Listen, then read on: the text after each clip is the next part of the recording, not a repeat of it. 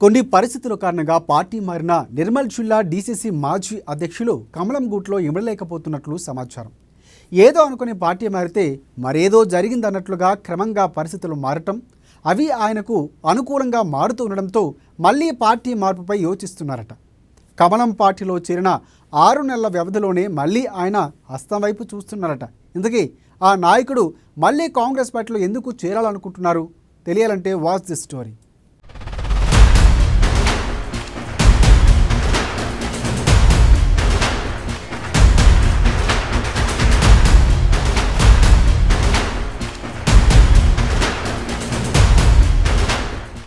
ఆదిలాబాద్ జిల్లా ముథోల్ నియోజకవర్గ రాజకీయాలు వేగంగా మారుతున్నాయి. రానున్న ఎన్నికల సమయానికి ఎవరెవరు ఏ పార్టీలో ఉంటారనేది ఇక్కడ ప్రధాన చర్చనీయాంశంగా మారింది. గత 2 సార్వత్రిక ఎన్నికల్లో బీజేపీ అభ్యర్థిగా పోటీ చేసి 2వ స్థానంలో నిలిచిన నిర్మల్ జిల్లా బీజేపీ అధ్యక్షురాలు పడకంటి రమాదేవి కొంతకాలంగా రాజకీయంగా నెమ్మదించగా, మరోవైపు అదే పార్టీకి చెందిన భోసలే మోహన్ రావు పాటిల్ కొన్ని వారాలుగా అనునిత్యం ప్రజల్లో ఉంటూ నియోజకవర్గంలో కలియదిరుగుతున్నారు.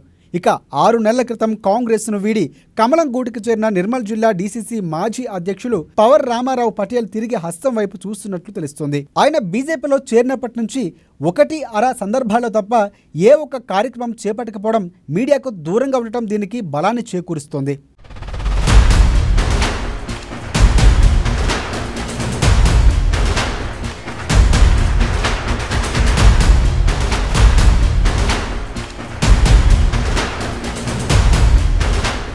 బీజేపీలో చేరిన కొత్తలో ముథోల్ నియోజకవర్గ ఆ పార్టీ టికెట్ ఈసారి ఖచ్చితంగా రామారావు పటేల్కే అనే చర్చ జరిగింది. కానీ ప్రస్తుత పరిస్థితులు మారిపోయాయి. కొన్ని అంతర్గత కారణాల వల్ల బీజేపీ జిల్లా అధ్యక్షురాలు పడకంటి రమాదేవి ఈసారి ఎన్నికల బరిలో ఉండేందుకు ఆసక్తిగా లేరనే టాక్ వినిపించడం, దీనిపై నోరు మెదకపోవడం కూడా దానికి బలం చేకూరుస్తోంది.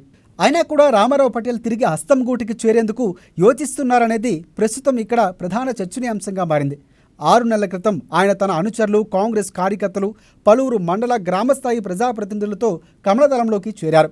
టికెట్ భరోసాతోనే రామారావు పటేల్ పార్టీ మారని అప్పట్లోనే జోరుగా చర్చ జరగడంతో అప్పటి వరకు బీజేపీ టికెట్ ఆశించిన మిగతా నాయకులందరూ కాస్త వెనక్కి తగ్గారు. కానీ కమలం గూటిలో చేరినప్పటి నుంచి 1-2 సందర్భాలు మినహా ఆయన రాజకీయంగా చురుగ్గా లేకపోవడం, కనీసం మీడియాకు కూడా అందుబాటులో లేరు. కమలదళంలో ఈ మాజీ హస్తం నేత ఇమడలేకపోతున్నట్లు ఆయన సన్నిహిత వర్గాల నుంచి టాక్ వినిపిస్తోంది.